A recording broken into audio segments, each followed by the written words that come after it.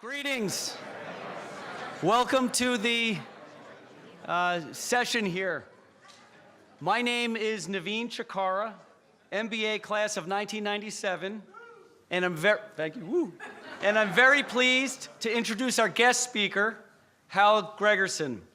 As Executive Director of the MIT Leadership Center and a Senior Lecturer in Leadership and Innovation, Hal pursues his vocation of executive teaching, coaching, and research by exploring how leaders in business, government, and society discover provocative new ideas, develop the human and organizational capacity to realize those ideas, and ultimately deliver positive, powerful results. Hal is a senior fellow at InnoSight and a former advisory board member at Pharmascience, a privately held pharmaceutical company based in Montreal, Canada. Before joining MIT, he taught at INSEAD, London Business School, the Tuck School of Business at Dartmouth College, Brigham Young University, and in Finland as a Fulbright Fellow. Hal joins us today to discuss how cultivating inquisitive leadership practices can help reveal unseen opportunities and allow leaders to break out of the isolating bubble created by their position and power. Please join me in welcoming Hal Gregersen. Thank you. Thank you. Thank you very much. I'm a wanderer, so forever I will not stand in front of one of those things. Here we go. I'm delighted to work with you today on something that I've cared about probably for 3 decades, and over the last few years, it's come to a tight focus, and it's been a culmination of a lifetime of work, really, and then a focused research project. So I'm going to start out with a story, and it's not a story, it's about an individual. This guy's name is Walt Bettinger. Walt's the CEO of Charles Schwab. And I was talking with Walt, and I asked him, what's your biggest challenge? His answer was, as a CEO, Hal, my biggest challenge is isolation. And then he put it in a very tight frame, which was people start telling you what they think you want to hear, and they stop telling you what they think you don't want to hear. And I don't know if you've read it, but there's a great new book out called Chiefs of Staff. And it's Chief of Staff. Anyway, it's about the presidential chiefs of staff in the US. It's amazing about this, because at the very core, it's about how do you get raw, unfiltered, uncomfortable, awkward data to the top. Now, Walt's not alone in this challenge. I just got back last night from San Francisco. It was the World Economic Forum industry strategy meeting with about 300 chief strategy officers from companies around the world, and had the chance to have dinner with Ed Catmull 2 nights ago. And he's an amazing story. The only tragedy in Ed's story is that he wasn't an MIT graduate. But for all effective purposes, he behaves like you do. He's a scientist at heart. He cares deeply about trying to figure out what's working, what's not, and why. And he is absolutely committed to figuring out how do we solve problems. To him, creativity, innovation is problem solving. And if we solve problems well, we've got to get all the data, all the information. When Ed was successful with his team in doing that first fully animated computer-generated movie, his next quest became, how do I create a company that is sustainably innovative? And he remains on that quest today. And in fact, he told me on Thursday night, he wrote the book Creativity, Inc. about how they innovate at Pixar. He wrote it in part to send clear, strong signals, not just to Pixar, but to Disney, that this is what we've got to pay attention to. And at the very core, he called it the dangerous disconnect. Every day Ed wakes up, he knows he can easily get caught in that trap of isolation, just like Walt was talking about. And the question becomes, what do you do to get out of it? Let me give you a couple of examples of companies in a particular industry that sequentially got blindsided. So how many of you are old enough to have only used paper maps when you were driving a car? There we go. And then we had this miracle called TomTom and Garmin that had these electronic devices to guide us around. They were incredibly successful, and I was one of the happiest people to just put those paper maps away. They're going along, cruising in their success sort of mode, and then you know what comes along, Google Maps. And TomTom got caught completely unawares. To some degree, Garmin did. Garmin's reoriented towards high-end sports information through GPS systems, but they got caught unawares. Then you fast forward. You go to the taxi cab companies who are using those Google Maps. You know where I'm going with this, right? You've got Uber and Lyft. Boom. And then you've got these taxi companies either on the edge of financial bankruptcy or even going bankrupt. And so all of those situations I just described, and now you've got autonomous vehicles, they're moving into a different place that's changing another part of the world. Every one of those situations is related to this particular image. So I'm going to give you a context to it. This guy's jumping into a swimming pool. He is jumping into a pool that has water in it. The pool has water that's deep, about 20 foot deep. The water is warm. No one is underneath him that he's going to land on. He has cleared the diving board. He's not going to hit it. And finally, his swimming suit trunks are tied. They're not going to fall off. What's the worst of all worlds for this guy? What's the worst of all worlds for him? I think the world's going to break because he's too heavy for it.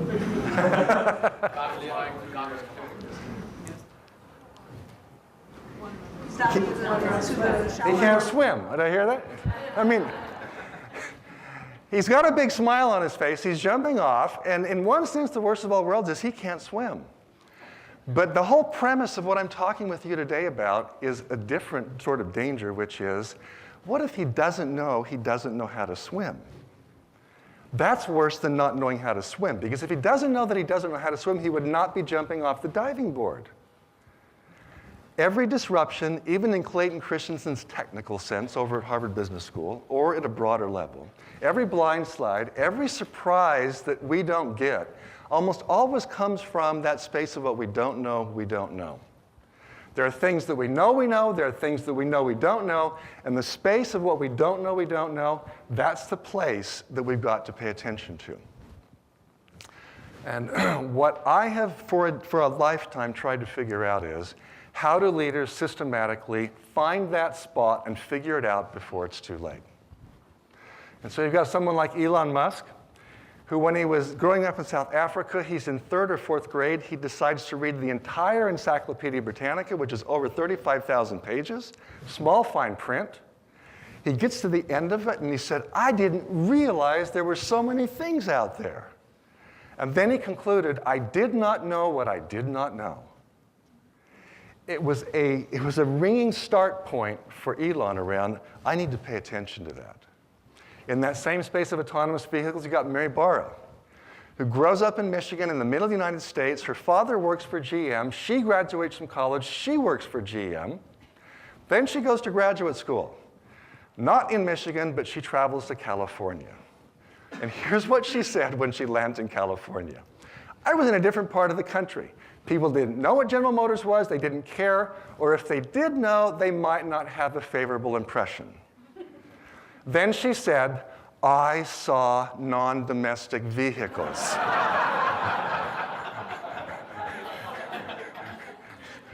Then she concluded, I didn't know what I didn't know.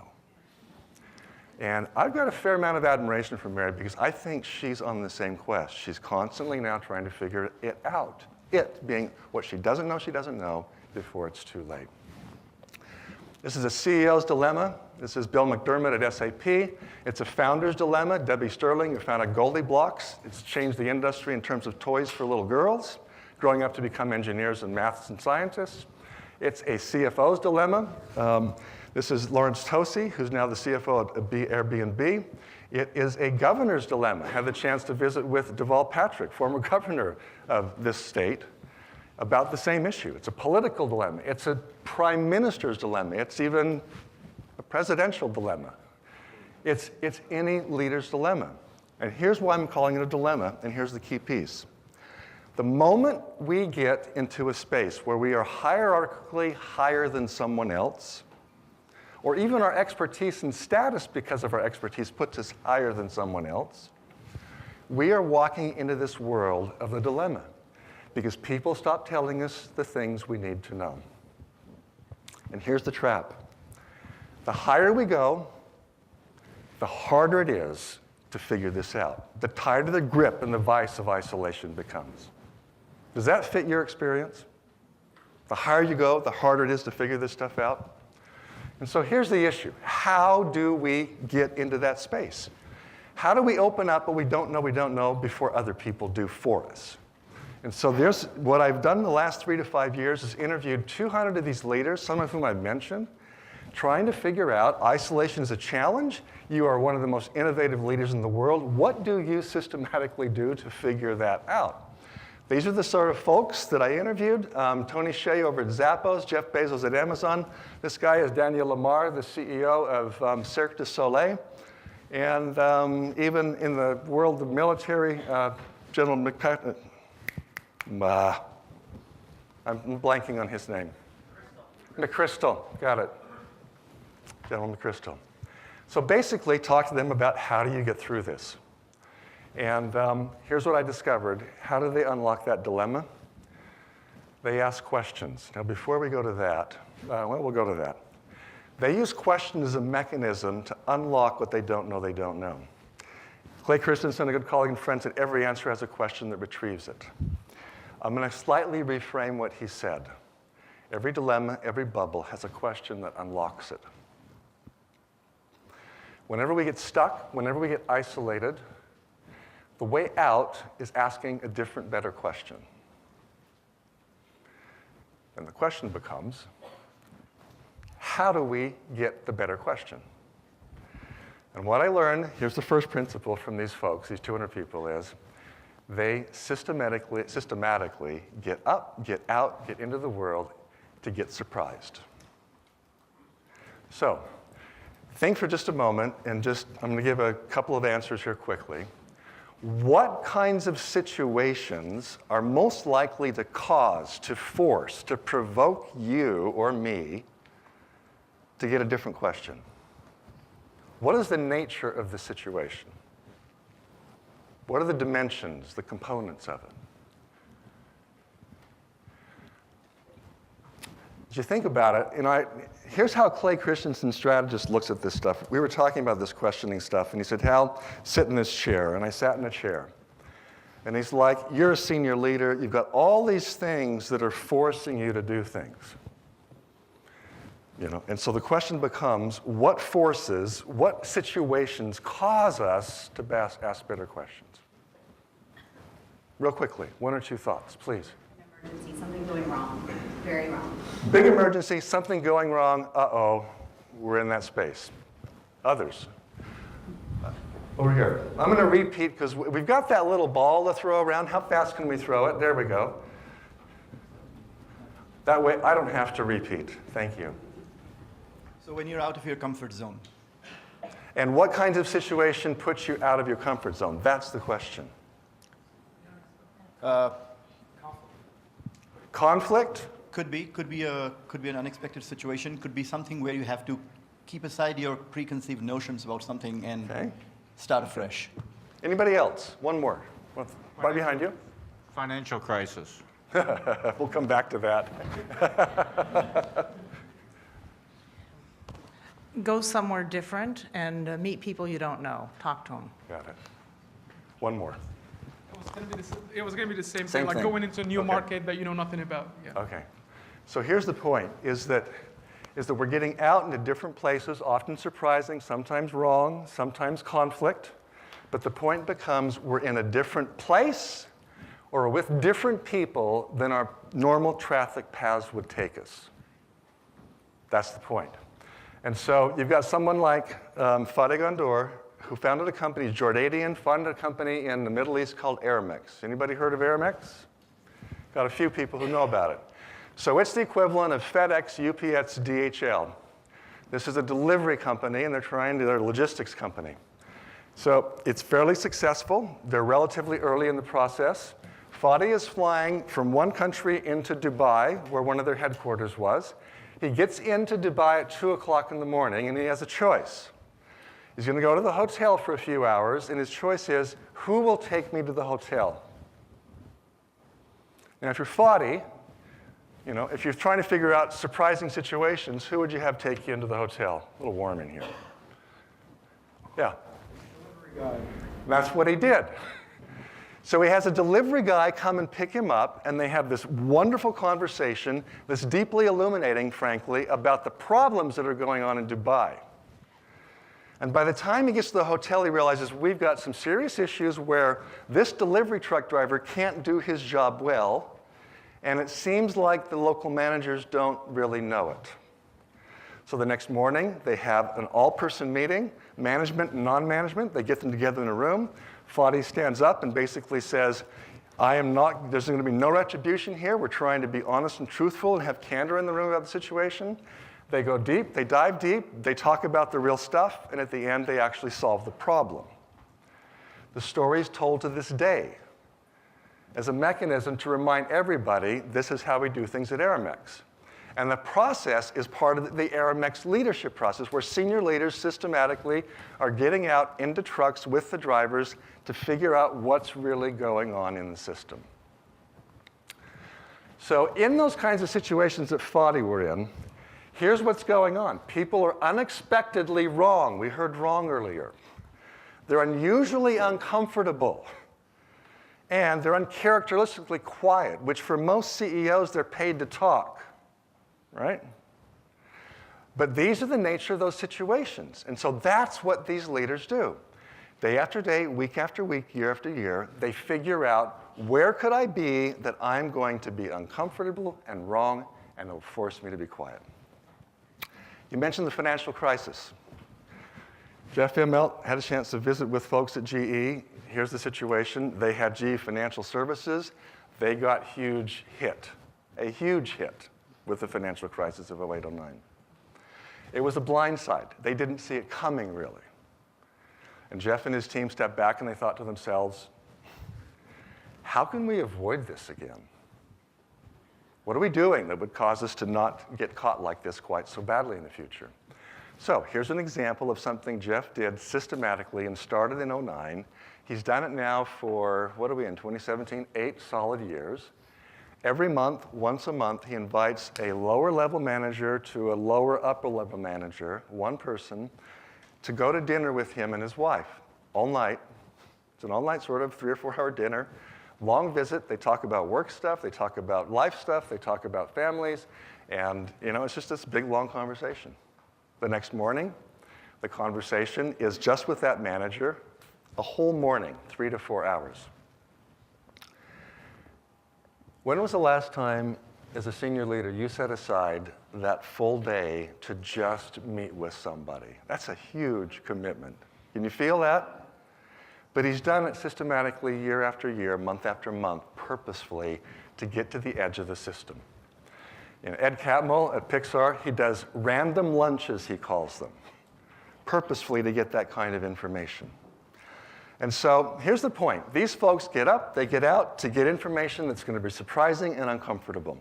Now we're going to go to the unexpectedly wrong for just a minute. One of the people we interviewed was a guy named Stuart Brand. Anybody heard of Stuart Brand? How did you know Stuart Brand? I'm curious. You've read his book. So early on, he founded the Whole Earth Catalog, and since then he's written a series of books. He lives in Silicon Valley. He's a lot of innovators know who he is and have been involved with him. I asked him, how, Stuart Brand, do you get new ideas? How do you get new questions? How do you figure out what you don't know?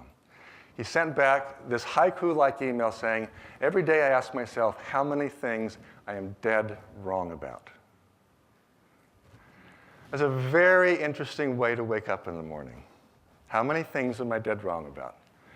I was telling this to Hasso Flatner and his senior team in Germany a couple of years ago, and Hasso immediately said, that's exactly how I wake up in the morning. What am I dead wrong about? What I'm going to learn that I didn't know yesterday that I need to get surprised by.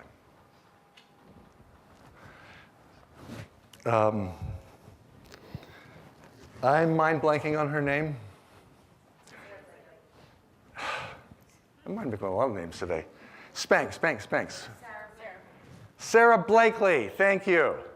So Sarah has a way of systematically getting at what she's wrong about. And here's what she does. She has oops meetings. which is she gets with her leaders, she gets with the managers, and she basically talks about the problems and the mistakes they've made to figure out what went wrong, what didn't, why, and how could they do better. Now, where did that come from? Her father, when she was younger, growing up, every week would ask her, basically, Sarah, what have you done wrong this week? What mistake have you made this week? And if Sarah hadn't made a really good mistake, what would her dad say? You haven't pushed yourself far enough, Sarah. You know, you've got to push harder. You've got to push further. You've got to make more mistakes. That was sort of how she approached it. So the other part is being usually uncomfortable. And it's not about being hot like I am right now and sweaty and that kind of a thing. But it's more about getting out of your comfort zone, thinking about what you don't know, which is what happened to me about 2 months ago when I had the chance to go to that trader court in downtown Las Vegas. It's where Tony Hsieh lives, who's the CEO of Zappos. Anybody know about where? So his story is basically, he founds this company. It ends up being highly successful. It's initially a shoe clothing company, selling company. Now it sells clothing and a variety of things. Gets bought by Amazon. Tony Hsieh then moves the headquarters to Las Vegas. And in this trader court is where Tony lives with about 20 other people. And he has trailers there that are intentionally set up so that people like me can come in. And Tony read this article, burst in the CEO bubble. He called and he said, I'm intrigued by it. And then he said, Hal, why don't you come out and stay in our trader court for a few days? And my question was, well, that sounds interesting. What are we trying to do? You know what Tony's response was? Well, just come and see what happens. And so he purposefully is creating spaces where people get uncomfortable. Now, at the evening, this is in the middle of that trader court, it's a big fireplace pit. You have a variety of people who are locals. Some of them live there. Some of them are traveling through like me. You get together and you have conversations about all kinds of things. This guy happened to be a CEO of a company that was doing training for Getting Things Done, the book called Getting Things Done. And he had just done his 3-week training at Zappos on the customer service lines. And we had an amazing conversation, the work, the insights that he was getting. Then the next day, I ended up going into the headquarters and having some conversations. This was in the headquarters. It says up here, you've always had the power, my dear. You just had to learn it for yourself. It's by Glinda the Witch. And you could see that people had just written up different notes here. It's about life coaching. And I thought I would write something up there. So I grabbed a piece of chalk, and I walked up towards the board. The woman who was with me, guiding me through headquarters, I turned to her and I said, where do you think I should put this? And you know what she said to me? She said, you're empowered, Hal. Where do you want to put it? I was uncomfortable because she caught me. She caught me, this sort of questioning innovation guy, asking for permission about where to put a statement on a stupid chalkboard. Now, the next slide was literally 5 minutes later. So they have this little thing where you can grab, a Zappos employee card with their values on it. You put yourself inside of it and you get your picture taken. So I grabbed it. And I turned to her, and what did I say? Where do you think would be best to take the picture? What did she say? Exactly. She just looked at me, you're empowered, Hal. And I felt a little uncomfortable again. And I'm not going to go into the details on that. They're deep. They go to my childhood. It's not worth the time or your energy, but they really are. I had an abusive father. I'm not going to go any further than that. There's a reason for it. But the point is, it was a situation where I got uncomfortable. And it caused me to rethink what's going on here. Who am I in this context? And that's what I'm talking about. It's getting out there. Now, as I was leaving the trader court, I met an amazing security guard. Now, think of security guards and your stereotype of those folks. This particular one, she had this gravelly, deep voice, tough as nails sort of person at one level. She also took care of the alpacas at the trailer park and loved them a lot. But she noticed at the entrance of the trailer park there was a problem. There wasn't enough light. It was a little bit too dark at the end of the day. So what did she do? She solved it. She was empowered, even as a security guard. And she figured out, I'm just going to grab some Christmas tree lights. I'm going to grab some beer cups, these 9-ounce cups. I'm going to pull them all together and make a light and solve the problem. And that's what she did. That's the point, you know. When we open up this space, it creates interesting ideas. Final piece becomes, these folks are uncharacteristically quiet, which is not what most CEOs do. Diane Green at VMware, and now she's at president of Google Cloud Platform. She said, quiet time is the most important thing to help you frame the right questions. How, when, where do you create that sort of quiet time? Now, some situations when we're wrong and uncomfortable force us to be quiet. But how do we do this on a systematic basis? Let me give you a couple of suggestions. Guy de Liberté, founder of Cirque du Soleil, let's pretend you're sitting in a meeting with him and you start sharing an idea that seems a bit wild. A lot of people might shut it down, but Guy is the opposite. He's like, tell me more. I want to hear about that. How did you learn that? I want to, you know, he's opening up the conversation. Tell me more. Mark Benioff, anybody know Mark Benioff? Maybe Max worked with Mark Benioff, anybody in here? Do you know or work with him? You work with him? A long time ago? So you're going to have to give me an honesty test on this one. So Mark's about my height, big sort of guy. He's looking at me, and I'm talking with him, and I said, Mark, how do you figure out the right questions to help you figure out what you don't know you don't know? He looked me right in the eye, and he said one word, listen. And then he shut up. And it was about 5 seconds, quiet, a bit uncomfortable. And then we started to have a conversation. And what was I think what Mark was doing was trying to figure out, how does Hal Gregersen listen? Is it with his ears? Is it with more than his ears? Is he all here? Is he like 80% here or 100% here? And in that moment, I was there, and then we had a 15-minute conversation about what does it mean to listen in a way that new questions surface that actually can make you feel uncomfortable and quiet. Does that kind of fit your experience? I think that's what he's acquired over the years, yeah. What he's acquired over the years. Now, Brad, sales engineer in the late 80s. well, and I've watched him and been around enough that he has a lot of confidence. Yeah. And sometimes, you know, but when he chooses to listen, he's all there. There we go. Yeah. When he makes that conscious choice, and which he does often, to figure out things he doesn't know. Yeah, I guess I think he's learned to do that more often over there. He's learned to do it more often over the years. Good. Deval Patrick here locally, you know, a great story about being a little bit quiet and uncomfortable. You may know his story, but essentially he grows up in a tough part of Chicago. He had an amazing teacher who took him in the tough part of Chicago to operas and to different things to get his eyes opened up to the bigger world around him. Then he gets a scholarship to come to Milton Academy here in Boston. And when he got the list of the things to bring, and one of the things on the list was sports jacket. He didn't have a sports jacket, so the whole neighborhood kind of pools their money together to buy him a sports jacket. And he shows up at Milton Academy, and he's like, wait a minute. Their sports jackets don't look like my sports jacket. He had a Chicago Cubs sports jacket. And Deval told me, he said, it's like, it was a moment where I realized I am not in Chicago anymore. And he had to be all ears, all eyes, all senses to figure out what's going on here. And since then, you know, Deval said that, and I think he's reasonably good at this. You know, we can be critical of politicians, but my sense is he's reasonably good at it. You're in a conversation with him. He calls it the power of the pause. You know, he said, if you just ask questions and shut up and give it a second or two or three more.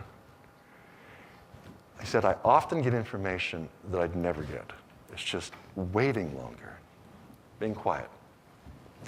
So, the article that's the title of this session today, Bursting the CEO Bubble, it came out a few months ago in Harvard Business Review.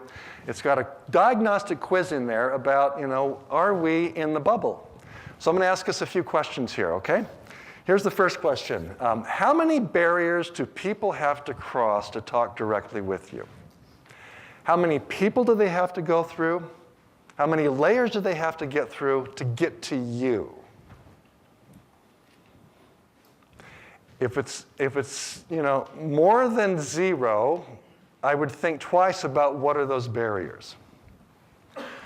I had the chance to interview a number of years ago. Originally, it was John Pepper, who was the CEO of Procter & Gamble, and then it was Dirk Jager, who was the CEO of Procter & Gamble, and then it became A.G. Lafley.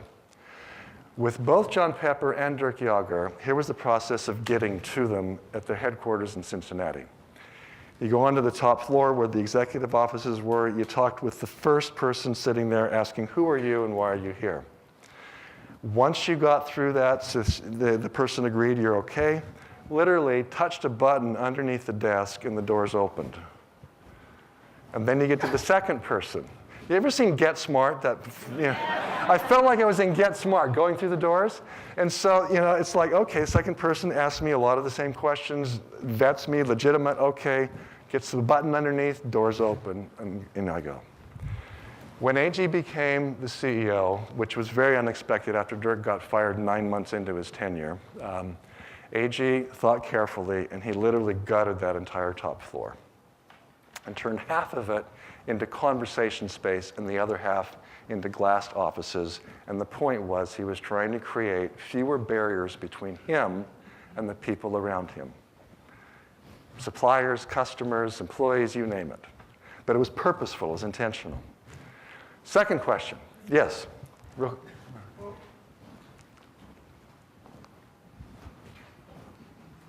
That's great, but then you might spend your whole life talking to people and not working anymore. So how can you mix that equation? No. What that comes down to is for AG, he walks around the world trying to get answers to 2 questions every day he was at P&G. They were cornerstone questions, and they were first, are consumers delighted when they buy our products? And second, are consumers delighted when they use our products?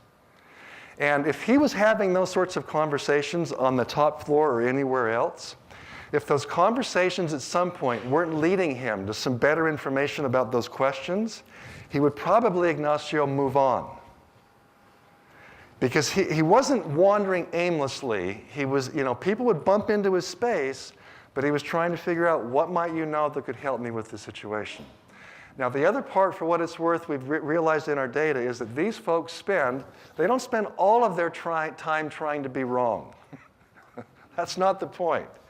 But they do systematically spend about 25 to 30% of their personal time doing these things in these awkward situations to get information they otherwise wouldn't get. So they do have some limits around it. The second question is, how often do you talk with people who are spectacularly different from you? Different industry, different technology, different geography, different generation, different socioeconomic status, fill in the blank. These folks do it at least weekly, if not daily.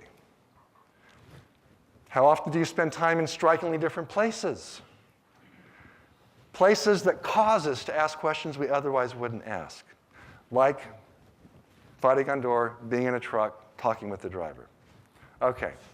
Unexpectedly wrong, here's a fun question. When was the last time you were dead wrong about something?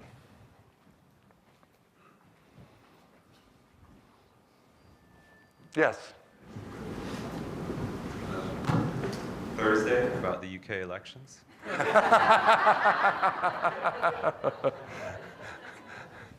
It's really interesting because the point, I was sitting right here, I think this was the same room, maybe it was a different room in this building, interviewing John Chambers, who just recently retired from Cisco, with a group of people in the room.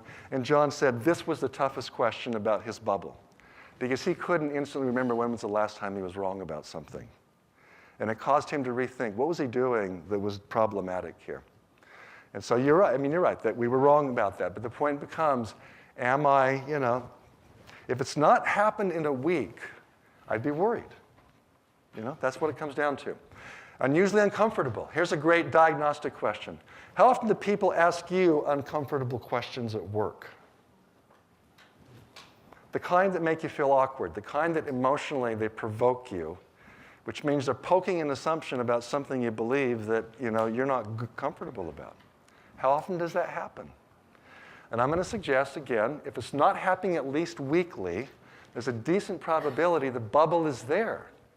Because if people aren't asking you the uncomfortable questions, whom are they asking?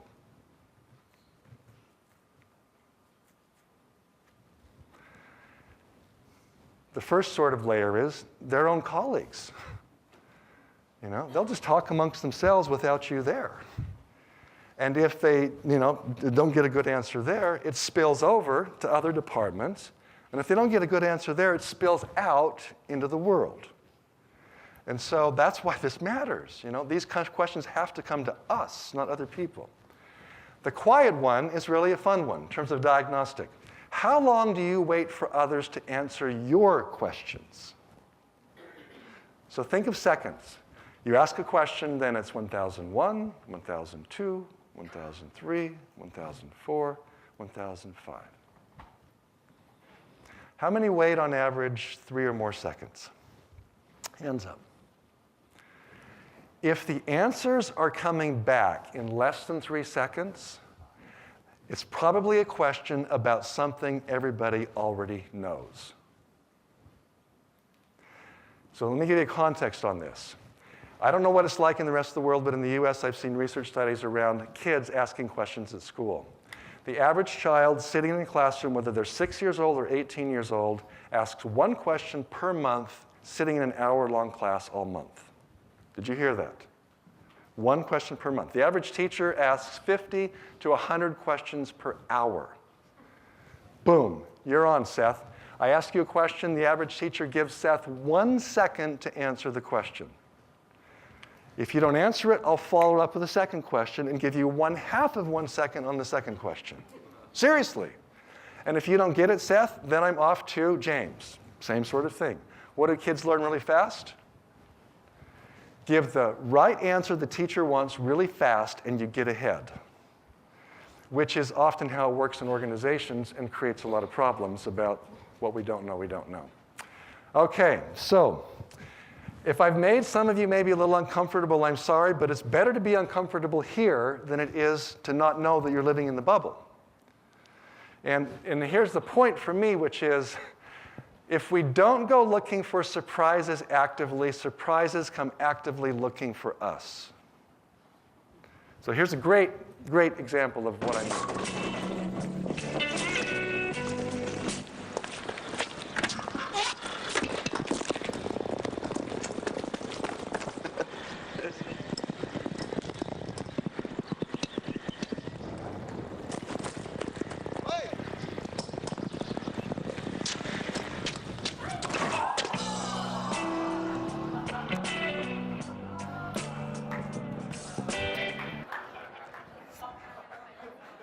So,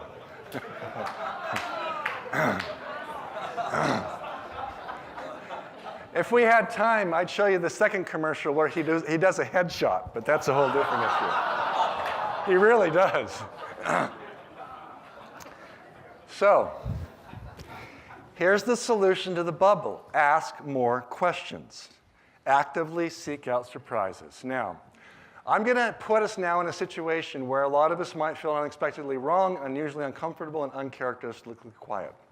What I'm going to do is a thing called the question burst, which simulates those conditions in a very short period of time about a challenge you might have right now. And so here's what we do. We're going to have you turn to somebody next to you real quickly. I know, I've got to talk to somebody, but that's okay.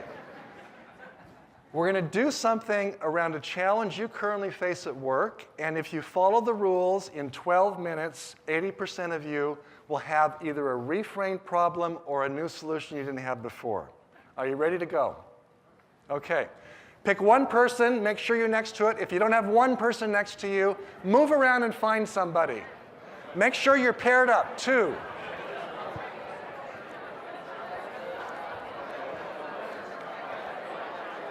Everybody ready? Okay. Here we go.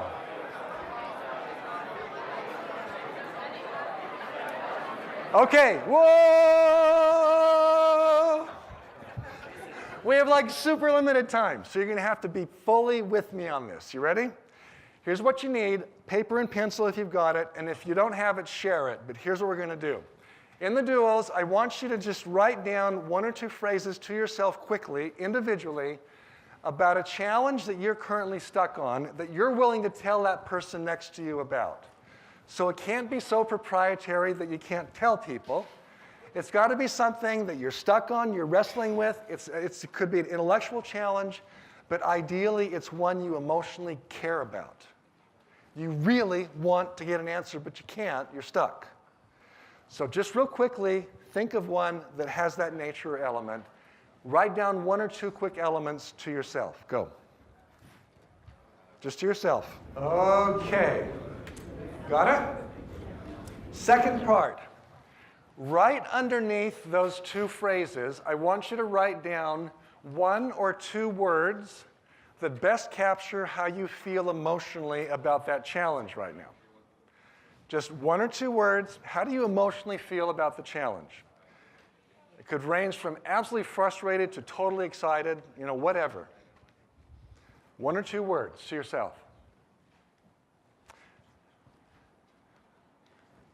Okay. Now here's what we're going to do. In these pairs, we're going to brainstorm nothing but questions about your challenges. So listen really carefully. Now, some of the students in my classes have done this before. Others, have you done this before ever? Okay, here's what we're going to do. You've brainstormed before, right? Imagine brainstorming, but literally every sentence that comes out of your mouth has a question mark at the end of it. Imagine that. So when leaders get asked questions, what do they want to do? They want to give answers. That's the first rule. No answers during a 4-minute period that I'm going to share with you in just a minute. No answers. Don't do that. Sometimes I might say, does anybody have a question? And somebody might stand up in the back and start talking and talking and talking and talking. And everybody in the room is thinking, what? Where's the question? That's the second part. No preambles, no explanations. Now, this is purposeful. The more you explain why you're asking the question, the more you're tightening or limiting the range of possible insights. So don't explain why you're asking it. Just ask it. No answers, no explanations. If you follow those rules in 4 minutes, you'll get 15 to 20 questions, and you write them down verbatim as you hear them. So, ask open questions, not yes, no. This is not a place for yes, no questions. Try to make them a little more complex. Ask questions that are short, not long. If questions are 5 or 6 words long, they tend to be more provocative and helpful. Ask questions that are surprising, perhaps even provocative and uncomfortable. And we're doing this not to be mean to the person sitting next to us. We're doing it to help them see their situation differently. And if we succeeded, they might actually feel a bit wrong and uncomfortable. But it's the greatest gift you can give to each other. So try to ask those sorts of questions. So here we go. We're going to be in the duos. Person number 1, your name is? Nauki, and you are? Joanna. So Nauki, you're person number 1. You've got your paper there. I'm going to give you 2 minutes to explain to Iona your challenge. If she understands it's in less than 2 minutes, she can move to the next step, which is ask nothing but questions. So then I'm going to say stop, no more than 2 minutes, because again, if you explain your problem with more than 2 minutes, you're overframing it. So don't spend more than 2 minutes. I'll force it. 4 minutes then, nothing but questions. Okay, you write them all down. Both of you can generate questions, but it's in your best interest to mostly listen to hers. Does that make sense? Okay. Then I'm going to go to person 2. 2 minutes, your challenge. Iona, you explain to Naoki in 2 minutes or less your challenge. Done. Now you write down for 4 minutes. I'll give you all the questions both of you can generate. But again, your best interest mostly to listen to his questions. Any questions about the process? Okay. Real quickly. Why is two? The same person wanted both lines. Okay, whoa! Hold up. Yes, real quick. What if the second line is mistaken? It should say 4 minutes per person two to ask questions.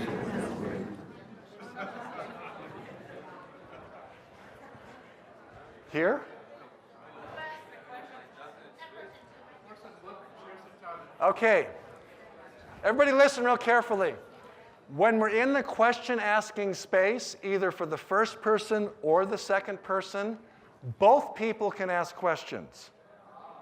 Ah. I feel like I'm in Toy Story. Ah. Anyway, here we go. So, that's the point. Both people can ask. You're better off listening to somebody else's questions about your challenge. Both can ask. Okay. So, here we go. Person number one, I've got my timer. 2 minutes, explain your challenge, go. Okay, 2 minutes is up. 4 minutes now, questions only. Questions only, 4 minutes, go. Okay, 4 minutes is up. Shh. Quick question. How many pairs got 15 or more questions? Good, you're following the rules. No answers, no explanations. Person two, go. 2 minutes, explain your challenge. Okay, 4 minutes, questions only. Questions only, 4 minutes. Questions. Okay, we're done. Yo! All done. Okay. I want to quickly debrief this with you. No. So write down individually, how do you now feel about your challenge? It could be the same, it could be different. Just write down 1 or 2 words that capture how you now feel about the challenge. Just write it down real quick. Okay. Now, I have a series of questions, and I'd like you to raise your hands. How many of you feel at least a little bit better about your challenge? Hands up. Okay. The more positive our emotional state, the research would say, the higher the probability we'll get a new idea or a new question that's valuable. For what it's worth, emotions matter. Doing what we just did changed 80% or more of the people's emotion in this room. How many of you feel like you have slightly reframed your challenge? You see it a little bit differently now. Hands up. 80% of the time that happens. How many feel like you've got at least one possibility of a solution that this just might help? Hands up, please. Can you see the numbers in here? How many of you felt at some point during the questioning process a little uncomfortable? Okay. How many realized you were a little wrong about something? Okay. How many of you were forced to be quiet? How many of you wanted to answer some of those questions? Okay. Remember I said at the beginning of this, I'm going to simulate being wrong, uncomfortable, and quiet? That's what we just did. Those conditions cause us to ask different questions that lead us to solutions we otherwise wouldn't get. This process, for what it's worth, let me just give you a bit quick context. Did the same thing at an EY conference with 200 of the CIOs, Chief Innovation Officers from around the world. Same thing you just did. We happen to have some polling data, which I've used with thousands of leaders now. Here's what it looks like for them. This was the word map before they did the question burst. It's kind of fit your emotions. Here was the word map afterwards. Totally different space. I get this consistently. Here's the question, do you feel a little better about it? Most of them were at least a little bit better, about 80%. Here's the question about, do you see it differently? About 80%, they saw it differently. Here's the question about, did it help you solve your challenge?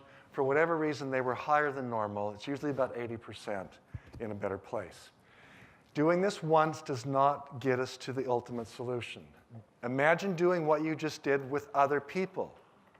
It not only helps you ask better questions about something you're stuck on, it engages them in your problem. And I'm not going to go into the situations here. We'll just move beyond it. This is how leaders burst their bubbles. This is how they get unisolated. It could be artificial just by doing what we just did with people who are not like us. But it could be being like this guy, Walt Bettinger, who systematically, intentionally knows he's got an isolation problem and does things about it. And so one of the things he does is he checks, we're going to skip past that because we don't have time. He checks multiple vantage points. So when he's talking with investors or with employees or with his chief, with his senior C-suite team, suppliers, whatever, whoever he's talking to, he asks, if you were in my job, what would you be focusing on? Now, he doesn't ask that question at the beginning of an investor call. But he almost always asks it by the end because he really wants to know. He honestly wants to know. So the other part is he recruits others in his quest to not be isolated. And he says to them, look, I've got this challenge of isolation.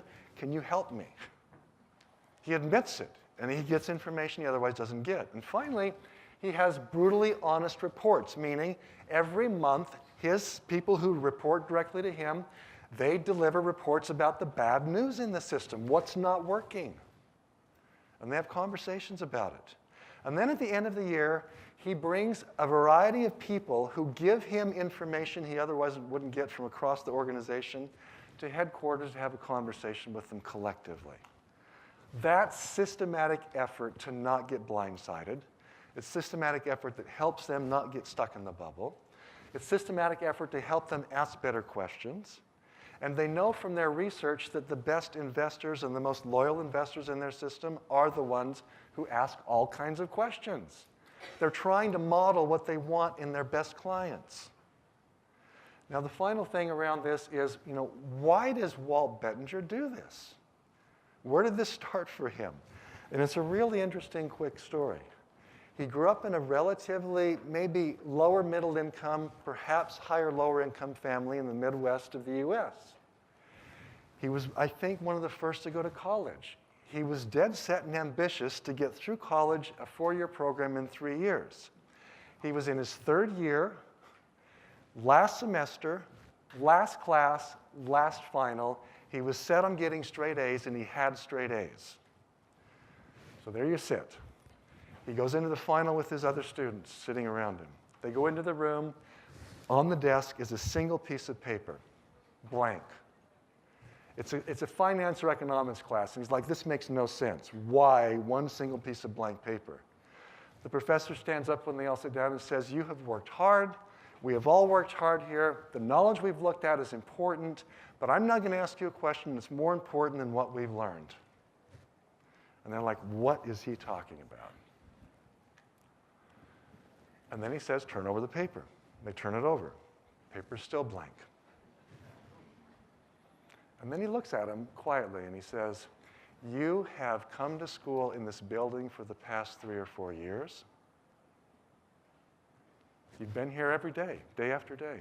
Here's my question. If you have the answer to this question, you pass the final, and if you don't, you fail it. And he was dead serious. There's the question. What is the name of the woman who cleans this building?